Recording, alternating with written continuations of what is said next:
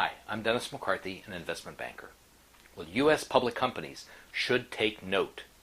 A key U.S. Supreme Court ruling, which backstops most securities fraud litigation, is being challenged.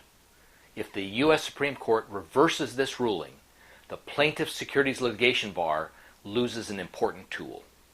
Now, since 1986, securities fraud cases have relied on a key ruling that stock prices reflect all publicly available information. Now, this is known as the efficient market hypothesis. Now, applying the efficient market hypothesis enabled the U.S. Supreme Court in Basic versus Levinson to conclude that any shareholder buying or selling stock while fraudulent information was publicly available suffered from that fraudulent information. Now, a shareholder didn't have to read and rely on the specific fraudulent information. It was already priced into the stock price.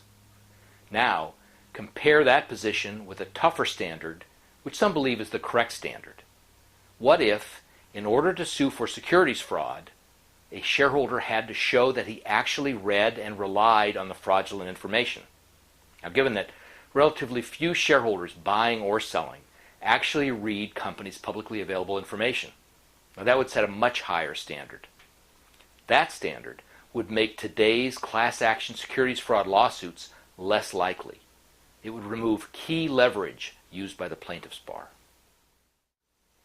To give you an idea of the magnitude of what's at stake here, Cornerstone Research, a financial and economic consulting firm, determined that there were over 3,000 securities litigation cases brought over the last 15 years. Now, during this period, companies and their insurers paid over $73 billion in settlements and judgments. The plaintiff's bar collected $17 billion in fees. So the stakes are high, and many of us noticed when a company involved in a long-running securities litigation petitioned the U.S. Supreme Court to overturn the decision in the Basic case and apply the tougher standard.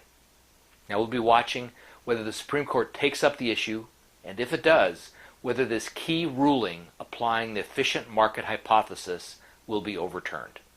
Now, I've attached an excellent article on this topic by Stephen M. Davidoff, writing in the New York Times Deal Book. So please contact me to help your company to complete any capital market transaction. Thank you.